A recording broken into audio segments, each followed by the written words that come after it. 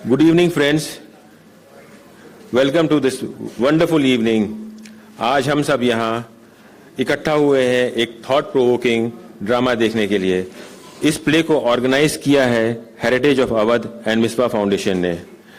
Before we begin with the play, I wish to briefly introduce Heritage of Awadh. What is heritage? Simple answer is culture and tradition. With time, culture and tradition keep evolving. हमारे शहर की history कुछ historians के हिसाब से 1 CE से होती है, कुछ कहते हैं 6 CE से। फिर भी हम ये मान के चलते हैं कि हजारों साल से हमारे इस शहर, इस रीजन, अवध रीजन की हिस्ट्री है। वक्त के साथ साथ बहुत सारे चीजें बदली, लोग आए, कल्चर का एसिमिलेशन हुआ और आज जिस कल्चर को हम पहचानते हैं ये अवध कल्चर कहलाता है। We have a rich heritage of Awadh culture which includes art, music, food, unique style of human interaction, जिसको कि हम लोग आमतौर से आप जनाब की जबान कहते हैं, नवाबी जबान कहते हैं। इस जबान को लोग शहद से भी ज्यादा मीठा मानते हैं। अब हेरिटेज ऑफ अवध की जिम्मेदारी है कि इन सारी चीजों को हम आगे बढ़ाएं। Core team of heritage of Awadh includes professionals from theater, performing arts, media personalities and other walks of life. हमारी एक्टिविटीज इंक्लूड होंगी, करेंगी डाइंग आर्ट फॉर्म्स को स्टार्ट करना, उनको देखना, आर्टिस्ट को ढूंढना, निकाल के लाना, उनको मोटिवेट करना, उनको प्रमोट करना, उनको फैसिलिटेट कराना, ताकि जो भी डाइंग आर्ट फॉर्म्स हैं इस रीजन की वो दोबारा से जिंदा हो सके। We will also be organising plays, music festivals, food festivals, dance performance, ghazal nights, Awadhi fashion show. We will also be collaborating with national and international organisations for cultural fest, collaborating with tour operators for heritage walk and sightseeing. हमारे region में इतना कुछ है देखने और दिखाने के लिए कि वक्त और सदियां निकल जाएं, लेकिन शायद हम समझ ना पाए। इंडिया की, नॉर्दर्न इंडिया की एटलीस्ट हम ये कह सकते हैं कि कल्चर की और ट्रेडिशन की जो बुनियाद है वो लखनऊ और अवध है। हमारे अवध में टेक्सटाइल और क्राफ्टमैन का भी बहुत काम है। जरदोजी और चिकनकारी इसकी एक बहुत बड़ी मिसाल और पहचान है।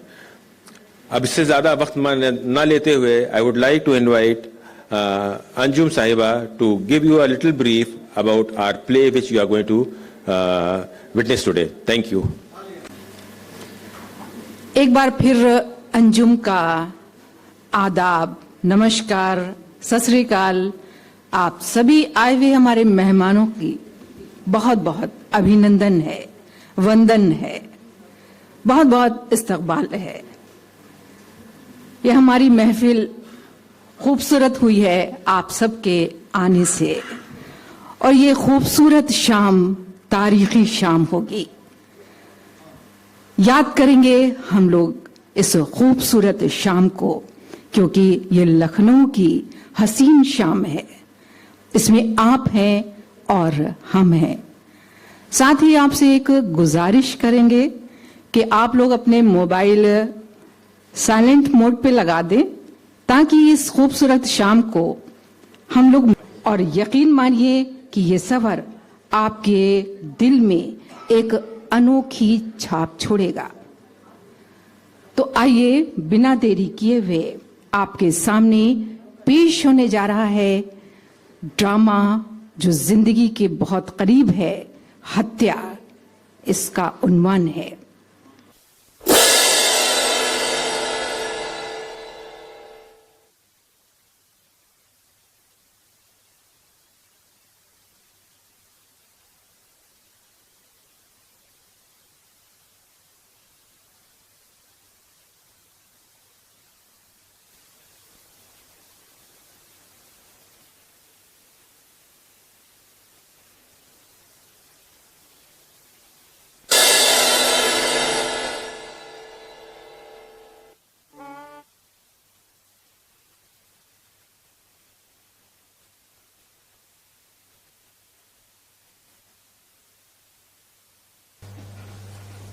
कुछ लोगों ने कहा कि तुम गांजा की स्मगलिंग करना शुरू कर दो, लेकिन मैंने मना कर दिया। इतना सब होने के बावजूद भी मैंने घुटने नहीं टेके। मैं 50,000 रुपए का कर्ज लेकर अपने पिता का इलाज कराने के लिए मुंबई चला गया, लेकिन वहां भी उन्हें कोई फायदा ना हुआ। मेरे बीवी और बच्चे रोड पर आ चुके थे और बच्चे दाने दाने को मोहताज हो रहे थे। मेरे पिताजी की हालत धीरे धीरे बिगड़ती जा रही थी। उनके घावों का दर्द बढ़ता जा रहा है।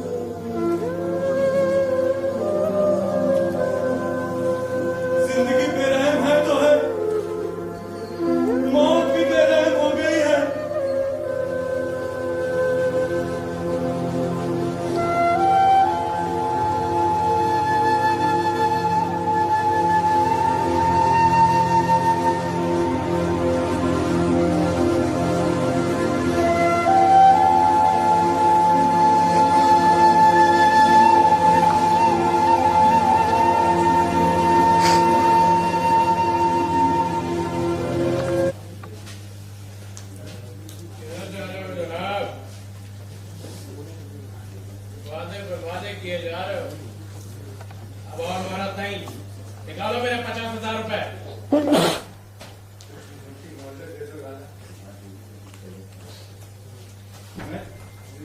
तुम्हारी एक एक पाई चुका देगा। ये तो तुम बहुत दिनों से कहते चले आ रहे हो। तुम्हारे तो सिर्फ वादे हैं, वादे। उसे निभाओगे कब? प्रयास तो कर रहा हूँ, और तुम तो जानते हो मेरे पिताजी की तबीयत कितनी खराब है। मैंने तुम्हारे बाप का कोई ठेका लेके नहीं रखा है, और मुझे कोई फर्क नहीं पड़ता वो जिए या मरे। मुझे तो सिर्फ मेरा पैसा चाहिए। मेरे पास अभी कुछ नहीं है। मेरे पत्नी के जेवर, घर के बर्तन सब बिक चुके हैं, और जितने पैसे थे मैंने बाप के इलाज में लगा दिए लाला। तो फिर तुम एक काम करो,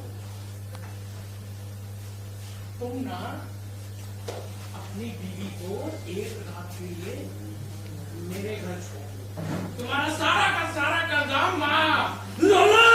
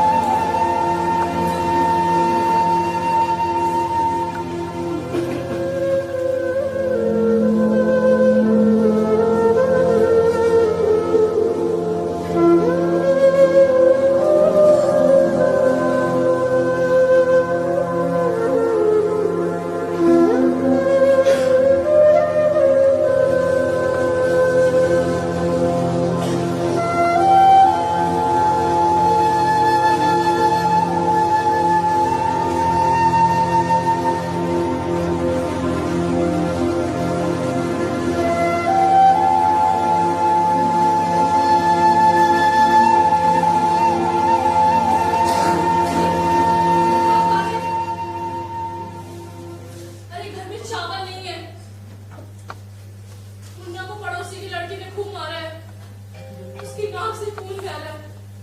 आप कुछ लाए हैं? आपके पास तो कुछ है नहीं और ना मेरे पास। तो मैं पड़ोसी से ही कहती हूँ कि वो मुन्ना की पट्टी करे।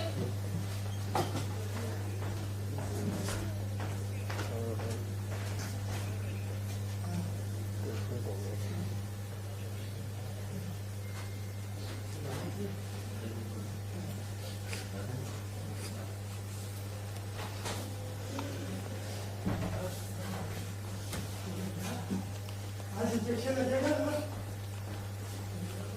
नहीं बाबू, इंजेक्शन में नींद आ जाती है। आज इंजेक्शन लगेगा ना? बेटा बेटा मुझे इंजेक्शन लगवा दे, इंजेक्शन लगवा दे, बेटा मुझे इंजेक्शन लगवा दे, बेटा इंजेक्शन दे अमोल, इंजेक्शन दे अमोल, बेटा मेरा इंजेक्शन लगवा दे, मेरा इंजेक्शन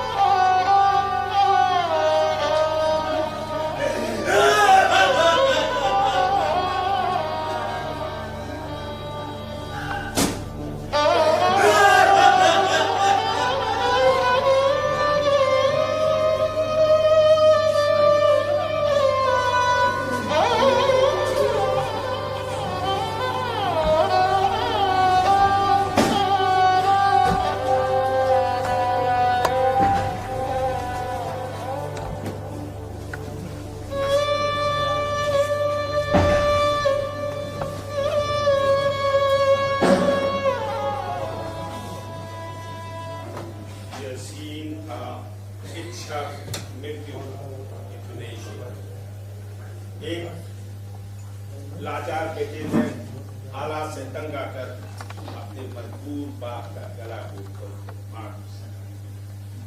लेकिन ये हत्या नहीं, ये है मानव। हमारे देश के कानून में ऐसी हालत में हम किसी भी मरीज उसकी इच्छानुसार अगर वो मरना चाहता है तो उसकी मेडिकल सपोर्ट गुजरा कर सकते हैं, लेकिन उसका गला दबा के या इंजेक्शन देके उसको मार देना। हमारे देश के कानून के अनुसार इस व्यक्ति ने मानव वध किया है, लेकिन इसके हालात को देखते हुए इसको 5 वर्ष के लिए वृद्धा आश्रम में भेजकर वृद्धों की सेवा करने की सजा दी जाती है।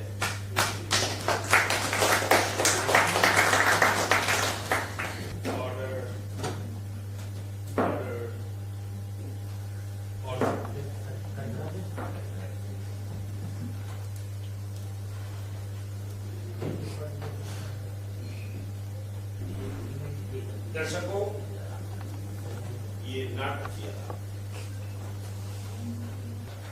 हम चलेंगे एक रोमांच की तरफ, एक हत्या के मुकदमे की तरफ, और उस हत्या का आरोपी थे ये और उसका बचाव कर रहे हैं ये वकील साहब। चलिए इस रोमांचक बहस की तरफ। जानते हैं हत्या कैसे हुई, किस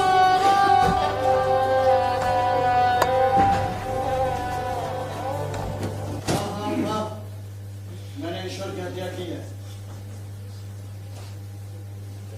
विराट, ये आदमी झूठ बोल रहा है। ये ईश्वर की हत्या तो कर ही नहीं सकता। क्यों नहीं कर सकता? एक बाप को अगर मार सकता है, टेंशन बाप अपना बेटा अगर मार सकता है और बारिश भर के लौटे हत्या कर सकते हैं, तो मैं हत्या क्यों नहीं कर सकता? इसलिए मैंने ईश्वर को मार दिया। तुमने मार दिया। हाँ, क्यों? मेरा मानना है कि ईश्वर की हत्या करना कोई अपराध नहीं है, बल्कि आप लोग मुझे मुकदमा क्यों चला रहे हैं? अरे मुझे तो पुरस्कृत करना चाहिए, सम्मानित करना चाहिए कि मैंने आप लोगों को ईश्वर से मुक्त कर दिया, इसलिए मैंने ईश्वर को मार दिया। विराट, जैसा मैंने पहले भी कहा कि आदमी झूठ बोल रहा है कि इसने ईश्वर की हत्या की। मैंने ईश्वर की हत्या नहीं की है। मैंने कहा ना कि मैंने ईश्वर की हत्या एक बाजी वजह से की है, इसलिए मैंने ईश्वर को मार दिया। अच्छा ये बताओ, तुमने ईश्वर की हत्या क्यों की? दुनिया बनाने के जुर्म में। तो तुमको दिक्कत ईश्वर से है या दुनिया से? मेरी दिक्कत दुनिया से ही थी, लेकिन ये दुनिया को खराब करने के पीछे का जो मास्टरमाइंड था ना, वो सब तो ईश्वर का था। क्यों? अब इसमें ईश्वर का क्या दोष है? भाई वकील साहब, ये सब उसी का तो किया था है। उसका दोष ये है कि उसने दुनिया तो बना ली, मगर दुनिया चलाना नहीं आता था। मुझे तो यकीन ही नहीं हो रहा विराट कि ईश्वर मर चुका है। अच्छा वैसे ऐसा क्या कर रहा है? जरा खुल के बताओ। भाई अपराधी सम्मानित हो रहा है, झूठ पुरस्कृत किया जा रहा है, और ये इंसान को जानवर से ज्यादा बदतर बना दिए गए हैं, और ईश्वर के बनाए पुतले भगवान हो गए, और वही ईश्वर अब पुतला बन के खड़ा है।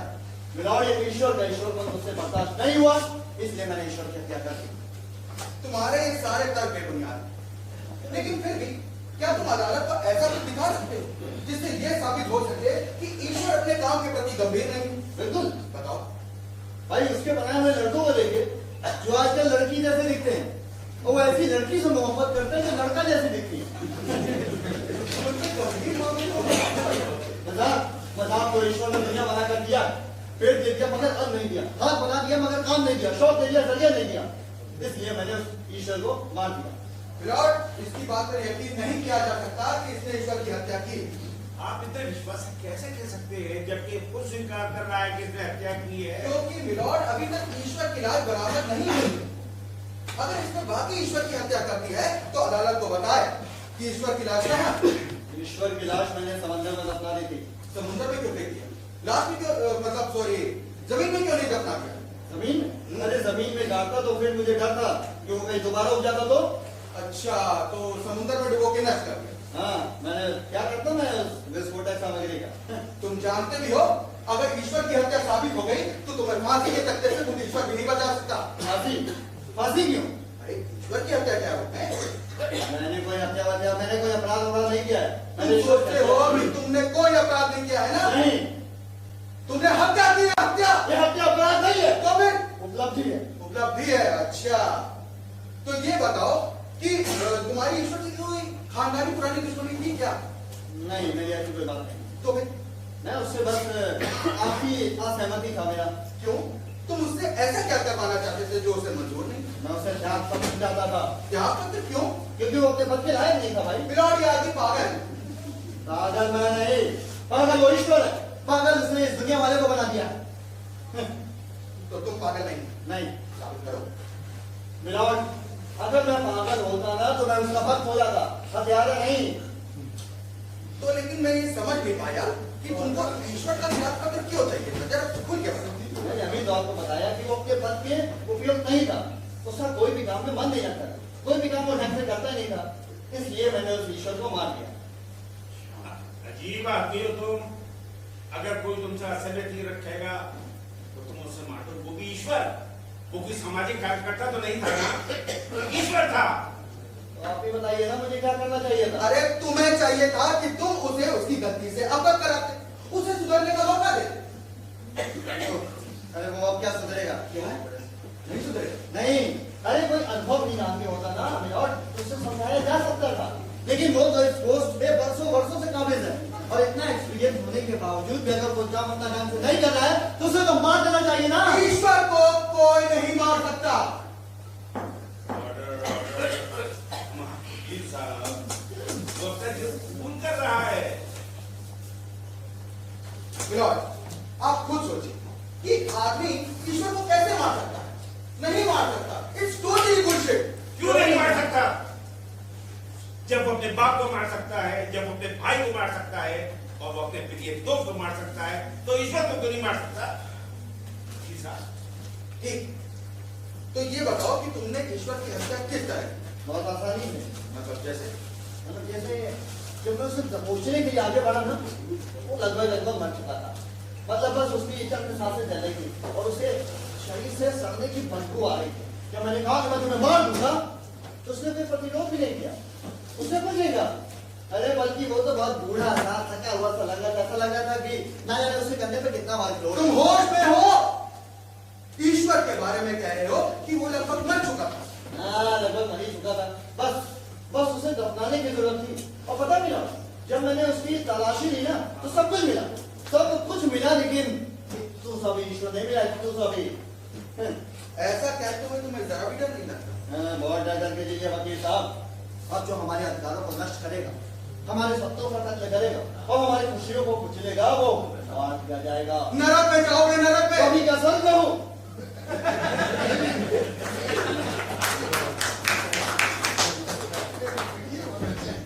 तो तुमने ईश्वर को मार दिया। हाँ, मैंने ईश्वर को मार दिया, असफल ईश्वर को मार दिया। तुम सोच के किसको मार देना? जरा विचारों के खुले आसमान में आओ तो बात करें।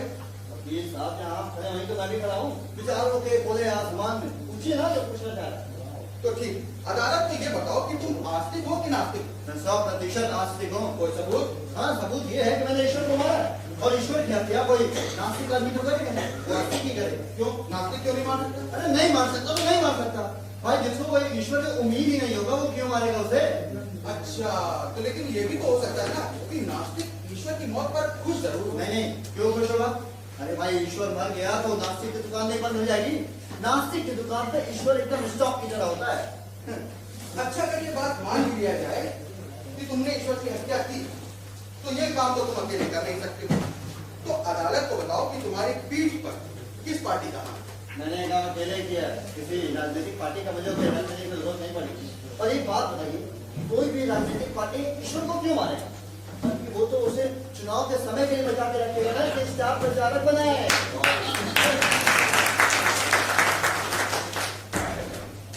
अच्छा चलो, पॉलिटिकल पार्टी ना सही, किसी कॉर्पोरेट सेक्टर ने तो जरूर साथ दिया होगा। पूंजीपति के हाथ अगर ईश्वर लग गया तो वो उसे नष्ट नहीं करेगा, शोषण करने के लिए जीवित रखेगा। मिलॉर्ड, एक मिनट, एक मेरी बाइक। हेलो, हाँ, कि मैं अदालत से खड़ा जाऊँ सीधा? क्या पूजा, भगवान की पूजा, ईश्वर की पूजा? अरे ईश्वर तो मर चुका है। अरे तो ये बात तुम दावे से कह रहे हो कि तुमने ईश्वर की हत्या की? हाँ, मैं ये बात दावे से कह रहा हूँ कि मैंने ईश्वर की हत्या की। और मैं ये बात दावे से कह रहा हूँ कि तुमने ईश्वर की हत्या नहीं की। कैसा केस, मेरी अदालत में कैसा केस आ गया है? हर अदालत का वकील साबित करता है कि मुझे ने हत्या की है, लेकिन इस अदालत में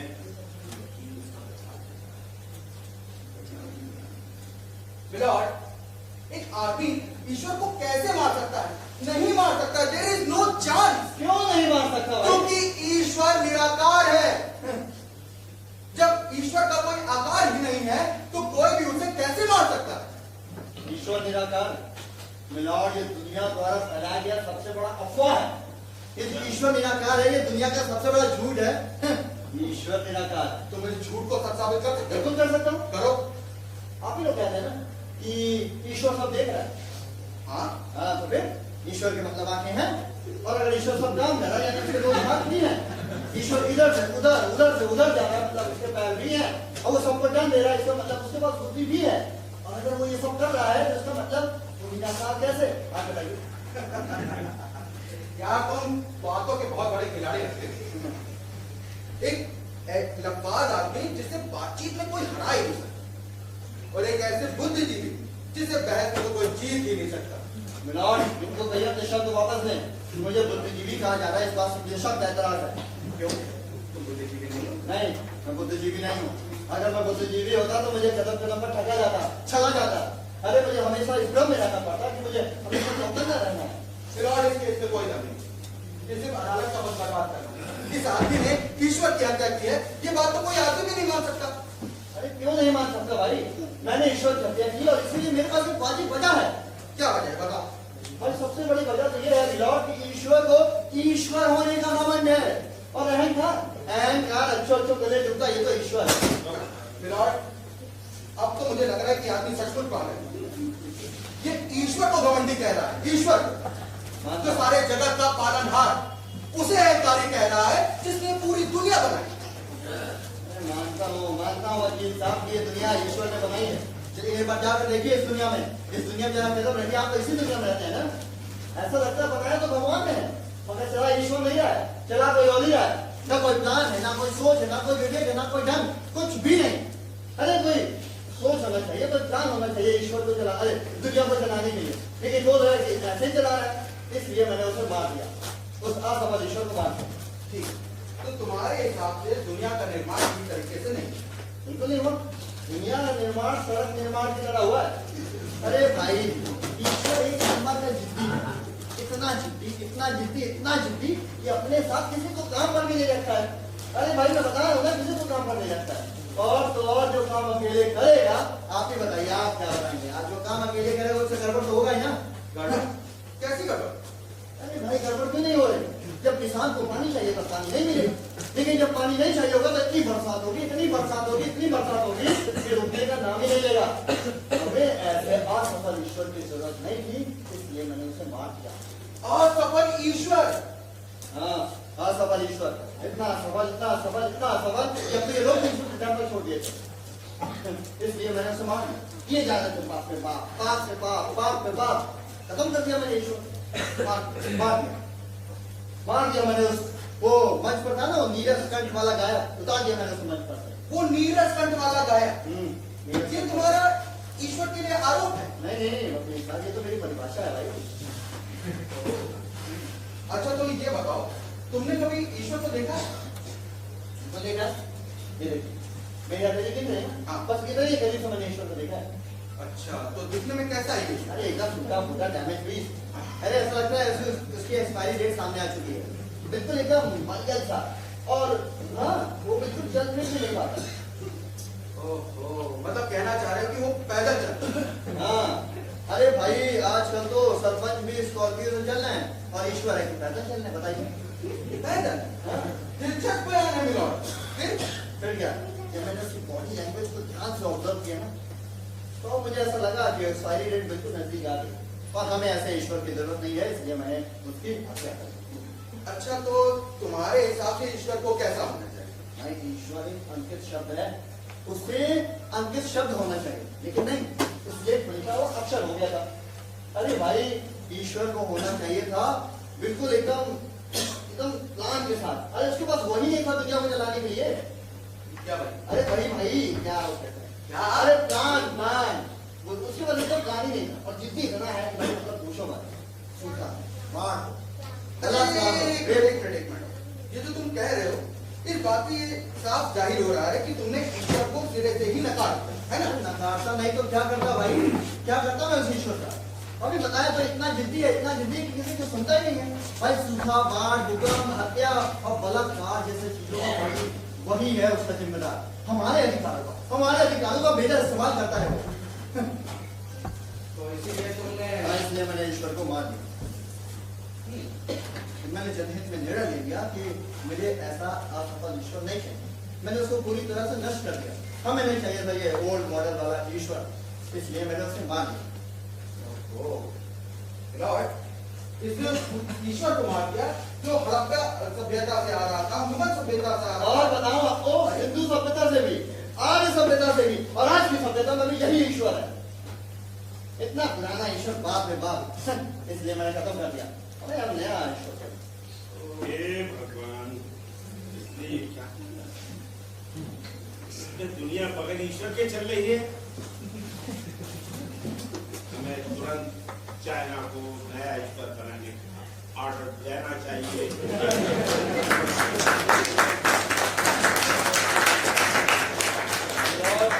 चाइना को अरे ऐसे ईश्वर के लिए तो हमारा पे निर्भर है भाई।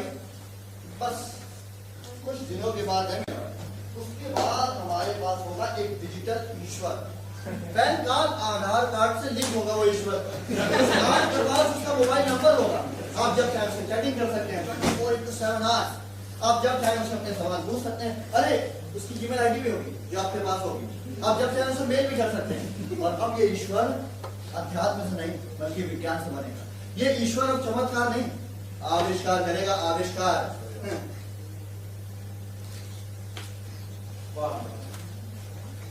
आइए अंदर, आप क्या कर रहे हैं? आइए। लॉर्ड, मुझे आपकी मानसिक रोगी लगता है। इसका इलाज कराया जाना चाहिए। ये उस अपराध को स्वीकार कर रहा है जो इसने किया ही नहीं। कहीं हत्यारा नहीं है? नहीं लॉर्ड, ये सिर्फ और सिर्फ एक असंतोषी युवक जो समाज की खराबियों से थोड़ा विचलित है। अब ये संपूर्ण न्याय व्यवस्था बदल देना चाहता है, लेकिन ऐसा कर नहीं सकता क्योंकि ये सक्षम नहीं।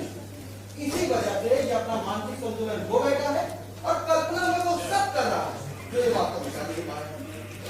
अब आकार वालों का ये कोई बिगाड़ नहीं सकता, तो इसका पूरा गुस्सा कर रहा है निराकार। एक बात बताइए वकील साहब, आप सिर्फ वकील ही हैं या फिर डॉक्टर भी हैं? वकील हो? आप जब वकील है तो आपको कैसे पता कि वो सच है या बीमार? उसकी कोई ईसीजी रिपोर्ट है तो सोनोग्राफी कराई जाइए, एक्सरे कराई जाए या कोई ब्लड ग्रुप जांच कराई जाए। अरे उस पर चलना चाहिए था 4 साल का मुकदमा, लेकिन चला मुझ पर जा रहा है। दी जानी चाहिए तो उसे फांसी की सजा, लेकिन दी मुझे जा रही है। कैसी बातें कर रहा है ये? ईश्वर को सदाई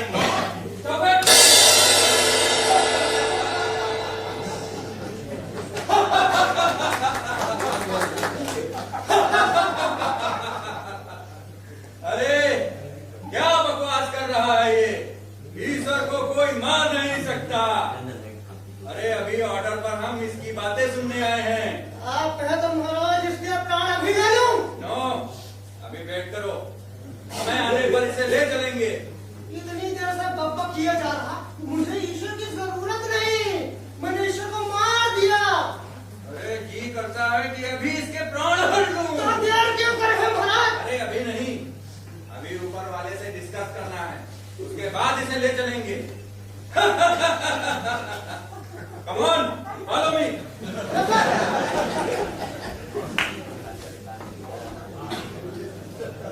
यार भर की दिमाग और किलो भर की बात। तुम हो कौन और तुम्हारी औकात क्या है? किस तबले की तार हो, किस बंसी का सुर हो, अरे किस गायक का सुर हो? तुम सिर्फ और सिर्फ एक ऑडियो कैसेट पर हो। तो बताओ तुम्हारे अंदर क्या बच रहा है?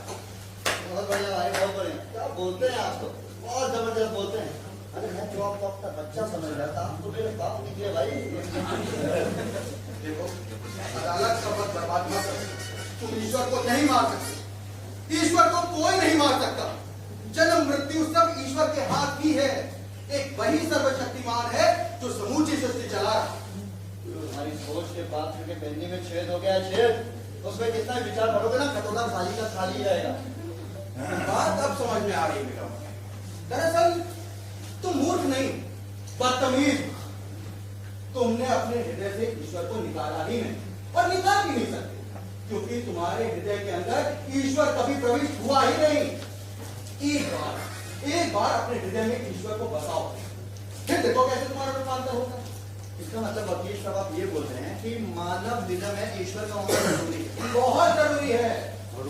मानव हृदय में ईश्वर कमीज के बटन की तरह होना चाहिए। जिस आदमी के अंदर ईश्वर नहीं है वो आदमी नहीं है, हैवान है, हैवान। यानी मानव हृदय में ईश्वर नहीं है तो हैवान है। इसका मतलब तो यही हुआ ना कि जिसके में ईश्वर है वो तो फिर संत हुआ। संत हो जाने के लिए भी स्थिति उससे उलट होनी चाहिए। तुम्हारे हृदय में ईश्वर नहीं, बल्कि ईश्वर के हृदय में तुम, तब संत होने की उपलब्धि होती है। और तुम तो यह बात सोचना भी नहीं। Why you hate me? आप मुझसे इतनी नफरत क्यों कर रहे हैं भाई? नफरत? मेरे पास इतना वक्त ही नहीं कि मैं तुमसे या किसी और से नफरत करता, क्योंकि मैं इस समय उन लोगों से मोहब्बत करने में मशरूफ हूँ जो मुझसे मोहब्बत करते हैं। Lord, I think we are getting out of topic. हम विषय से भटक रहे हैं, मुख्य विषय से भटक रहे हैं। हमारा टॉपिक ये था कि मैंने ईश्वर की हत्या की है और ये अपराध में स्वीकार कर रहा हूँ। और मैंने ये तक बता दिया कि मैंने ईश्वर की लाश समंदर में दफना दी है। मैं तुम्हारी हर बात से सहमत हूँ सिवाय एक बात। मैं मानता हूँ कि तुमने हत्या की, मैं उस हत्या की वजह भी मानता हूँ, और मैं ये भी मानता हूँ कि तुमने लाश को समुद्र में फेंक दिया। लेकिन मैं ये मानने को तैयार नहीं हूँ कि जिसकी हत्या हुई वो ईश्वर की था। महत्वपूर्ण हत्या नहीं, महत्वपूर्ण यहाँ ईश्वर का ना होना है। मैं 100% दावे के साथ कह रहा हूँ कि मैंने जिसे मारा है वो ईश्वर है, और ईश्वर के सिवा और कुछ नहीं। That's it। तुमको ये बीमारी कब से? कौन सी बीमारी? ईश्वर को पहचानने, ये ईश्वर को पहचानने का दौरा तुमको कब से पड़ा? तुम तो ऐसा बोल रहे हो जैसे ईश्वर ईश्वर ना हुआ, किसी बियर बार में बैठा हुआ तुम्हारा टेबल पार्टनर है ना? विराट, ये आदमी सजा के योग्य नहीं, दया के योग्य। आदमी 3 प्रकार के होते हैं, शिक्षित, साक्षर और संत।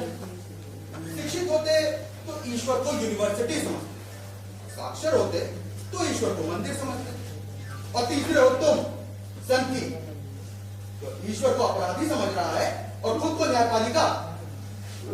वकील साहब, आप ऐसी बातें कर रहे हैं जैसे धर्म एक धंधा हो और आम आदमी अंधा हो। नहीं, बिल्कुल नहीं। आम आदमी के लिए धर्म एक जीवन शैली है, एक आस्था है, उसके जीने का तरीका है। बताइए, शब्दों में बताइए ताकि जनता समझ सके। विराट, ये जिस ईश्वर की बात कर रहा है ना, वो असल में व्यास, कृष्ण और वाल्मीकि जी का राम है ही नहीं। लगता है वकील साहब आप ईश्वर को ठीक तरह से समझ ही नहीं पाए। मैं आपको बताता हूँ, अच्छों के लिए अच्छा है ईश्वर, और बुरों के लिए ईश्वर बुरा है। भाई, जो अच्छा होगा उसको अच्छा ईश्वर मिलेगा, जो बुरा होगा उसे बुरा ईश्वर मिलेगा, और जिसकी जैसी औकात होगी ना उसको उस हैसियत के औकात का ईश्वर मिलेगा, ना उससे कम ना उससे ज्यादा। मन करता है कि तुम्हारी जबान काट दूं। मेरी जबान काट दोगे तो मैं अपना कलम का इस्तेमाल करूंगा, अगर मेरी कलम तोड़ दोगे तो मैं अपनी जबान का इस्तेमाल करूंगा। मेरा कभी बोला हुआ लिखा जाता है तो कभी मेरा लिखा हुआ बोला जाता है। कभी कभी तुम आदमी बहुत समझदार है, फिर कुछ ऐसा बोल देते हो कि लगता है तुमसे बड़ा मूर्ख ना कोई था, होगा और ना ही कभी है। कितनी भी देता है। नहीं नहीं, मैं एक जैसा हूँ भाई। अरे आप मुझे जैसा देखना चाहेंगे मैं वैसा हूँ। आप मुझे आस्तिक देखना चाहेंगे तो मैं आस्तिक हूँ, आप मुझे नास्तिक देखना चाहेंगे तो मैं नास्तिक हूँ। नास्तिक तो तुम हो नहीं, क्योंकि तुम्हारे अंदर जितनी हिम्मत है ना, वो इस बात का सबूत है कि तुम्हारी ईश्वर में आस्था। हाँ, थोड़ा निराश जरूर, लेकिन ये भी सच है कि निराश वही होता है जिसे आशा बहुत। आपके कहने का मतलब है नास्तिक आदमी हिम्मत ही नहीं होता। अंश भर भी नहीं होता। नास्तिक आदमी एक्टर बहुत अच्छा होता है, वो सबके सामने खुद को ऐसा पेश करता है कि मानो उससे ज्यादा शांत और सुखी व्यक्ति कोई नहीं, सबसे अकेले रहता है। ये जानता है कि वो सबसे हारा हुआ इंसान है, जो खुद की पराजय पर खुलकर रो भी नहीं सकता, लेकिन खुलकर हंसता जरूर है। वो हर महफिल में आता है हंसने के लिए और भाग के बाथरूम में जाता है रोने के लिए। वकील साहब, अध्यात्म की बातें बहुत हो चुकी, आप बाथरूम से बुद्धि की बात करिए। विराट, जैसा कि मैंने आपको पहले भी कहा कि इस केस में कोई दम नहीं। हाँ, मुवक्किल की बातें जरूर करते। देखिए, मैंने ईश्वर की हत्या की है, मैं ये बात बार बार बोल रहा हूँ कि मैंने ईश्वर की हत्या की है, मेरे पास वाजिब वजह है। क्या ये ईश्वर के अंदर मामला नहीं है? नहीं, ये ईश्वर की हत्या का ही मामला है। भाई, खुश मत होइए, जो आप मनी मन खुश हो रहे हैं ना, खुश मत होइए। आप केस नहीं जीतते, बस मकसद आप जरूर जीते। मतलब मिलो है। मैं मानता हूं कि हत्या हुई, और ये भी मानता हूं कि ईश्वर की हत्या हुई, और यहां तक भी मानता हूं कि हत्या इसने की, लेकिन फिर भी ये निर्दोष है।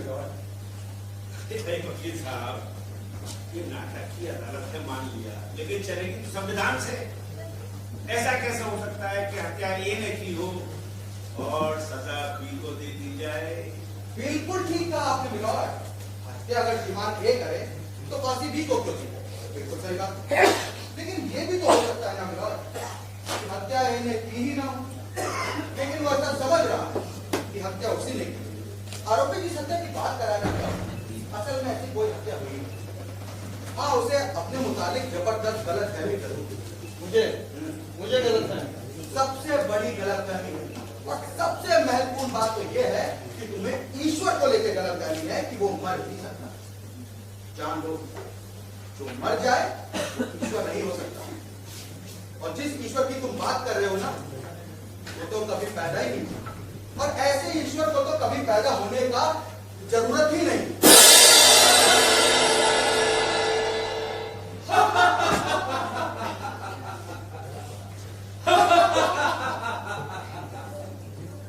अरे ओ मूर्ख, जिस ईश्वर को तुम मानने की बात कह रहा है वो ईश्वर है ही नहीं। अरे उस ईश्वर से तो हम मिल के आ रहे हैं। ये वकील ठीक कह रहा है महाराज। और सुन बेवकूफ, अरे वो ईश्वर ही क्या जो मर जाए। जिसने इस सृष्टि को बनाया हो वो भला कैसे मर सकता है?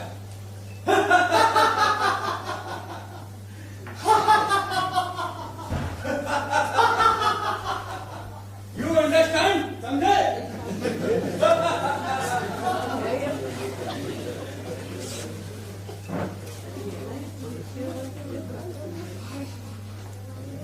यानी अब धर्म और ईश्वर की जरूरत नहीं है सृष्टि को। तुम समझे नहीं।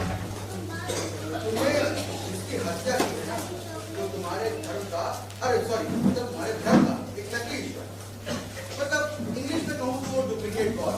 ईश्वर का एक ही मॉडल है, नकली ईश्वर। हाँ, नकली ईश्वर, एक झूठे धर्म का नकली ईश्वर। वकील साहब, ईश्वर ईश्वर होता है, नकली ईश्वर, असली ईश्वर। अरे मुद्दे की बात करिए। अब हालात उस मुकाम पे आ गए जब मुझे इस केस की फिर से विवेचना करनी। समाज के हित के लिए ये विवेचना निहायत जरूरी है। Thank you. हाँ, तो मिस्टर कातिल, सबसे पहले आप अदालत को ये बताएं कि आपने किस हथियार से ईश्वर की हत्या की। यहाँ से मैंने ईश्वर की हत्या लगता है आपको याद नहीं है। चलिए छोड़िए। अच्छा ये बताइए कि जिस समय आपने अपने ईश्वर की हत्या की उस समय उसने क्या पहना? मतलब कुर्ता या कुर्ता पैजामा, सिर पर टोपी थी या पगड़ी, गले में माला थी या हाथ में तस्बीह, गमछा हरा था या भगवा? ये क्या बकवास है आप? आप बताइए। मिलॉर्ड, अरे बड़ी साधारण बात है, बताइए क्या कपड़े में रहता है ईश्वर? बताइए। इससे इस केस का कोई ताल्लुक ही नहीं है भाई। सिंपल सी बात है, सीधी सी, कि मैंने ईश्वर को मारा है और बस, और मैं स्वीकार भी कर रहा हूँ। तो फिर ये बात ताल्लुक है मिलॉर्ड, बिल्कुल ताल्लुक। अगर इसने अपने ईश्वर की हत्या की है तो मेरी बातों का जवाब दे कि जिस समय इसने ईश्वर की हत्या की उस समय इसके ईश्वर ने क्या कपड़े पहने? याद करने की कोशिश करिए। बहुत साधारण सी बात है, आपको सेकंड दिया जा सकता है। मिलॉर्ड, आपको अदालत में मिलॉर्ड,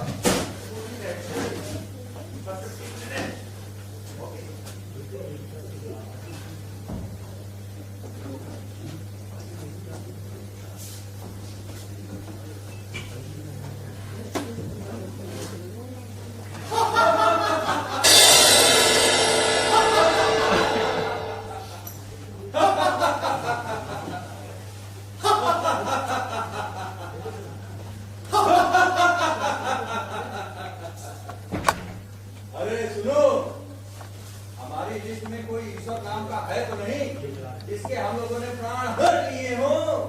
नो सर, मेरी लिस्ट में ऐसे किसी ईश्वर के प्राण लेने का कोई अभ्यास नहीं है सर। दिमाग खराब हो गया है इस लड़के का। जब देखो मैंने ईश्वर की हत्या की, ईश्वर की हत्या की है, मन करता है अभी प्राण हर लूं। लेकिन सुनो, जब तक ईश्वर का आदेश ना आ जाए तब तक इसको जिंदा रखना है।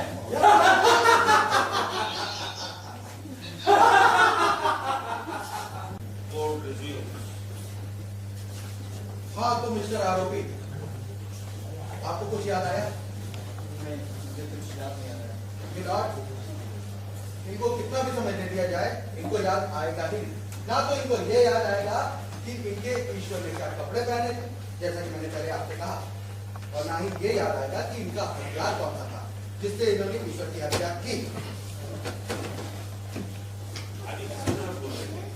इस बिना पर लॉर्ड ये इन्होंने ना तो किसी ईश्वर को देखा है और ना ही किसी ईश्वर की हत्या की।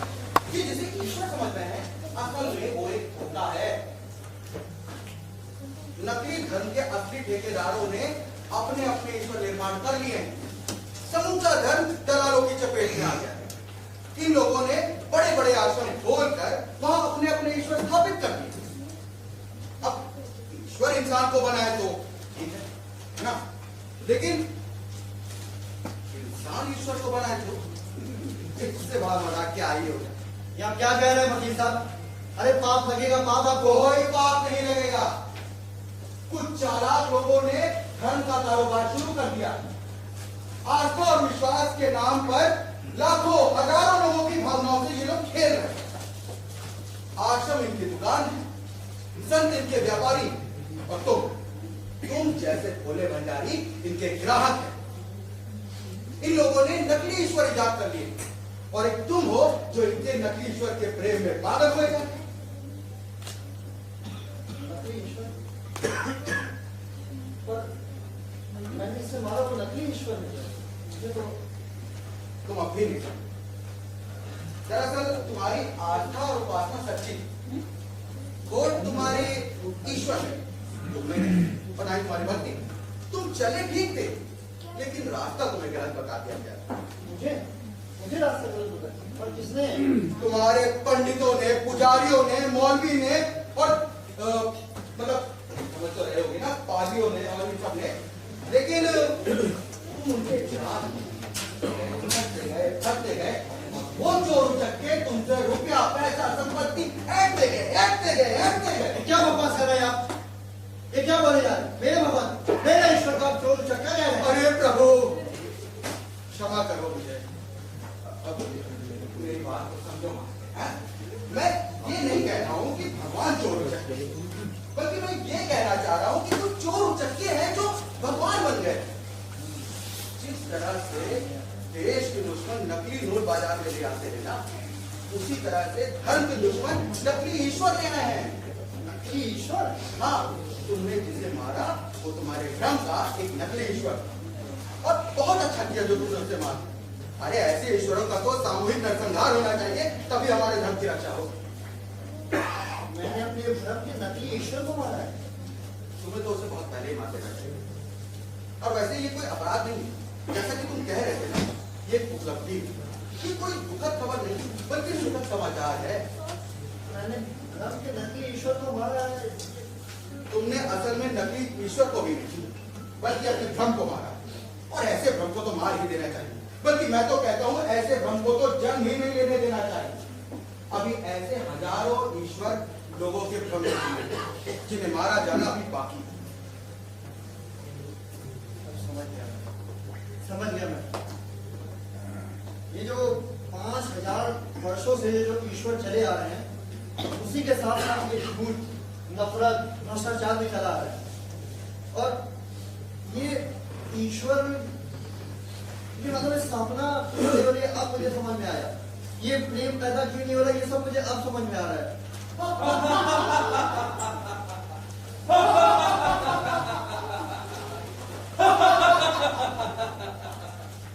मंदिर, मस्जिद, गुरुद्वारे ये प्रेम के बीच में आकर खड़ी हो गई हैं।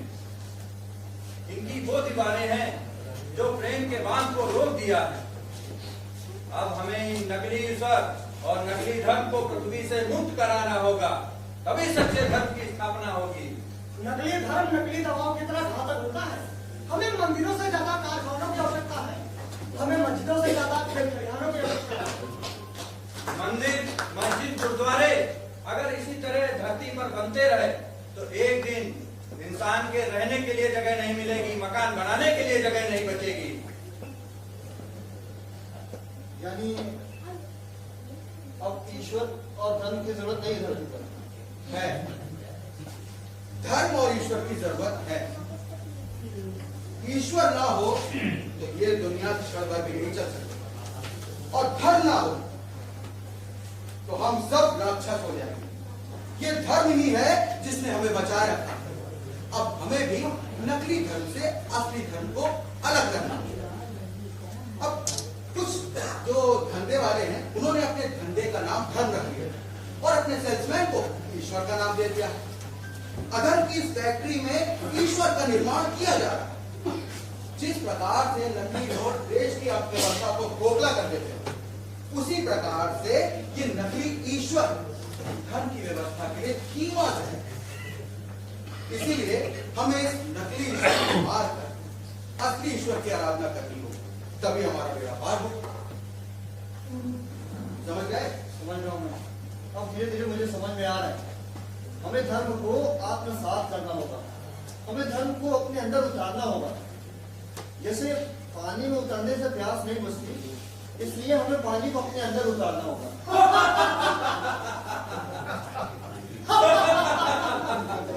ये तो बहुत अच्छी बात है कि तुम जाग गए, तुमने उस सर्वशक्तिमान को पहचान लिया।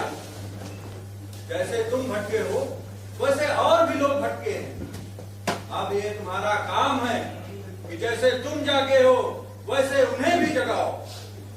मैं उन भटके हुए लोगों को समझाऊंगा। क्या क्या समझाओगे? यही कि इंसानियत से बड़ा कोई धर्म ही नहीं है। अरे भाई, प्रेम से मुस्कुराइए, हंसी खुशी से रहिए, ये लड़ाई झगड़े में क्या है?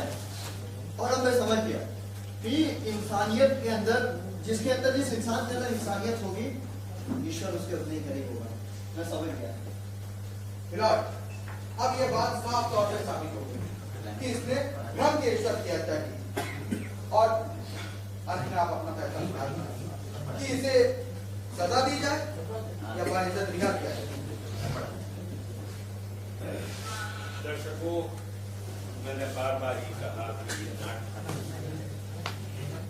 नाटक की अदालत में जनता फैसला करती है। ये आरोपी, इसका मुकदमा चला और इसका फैसला आज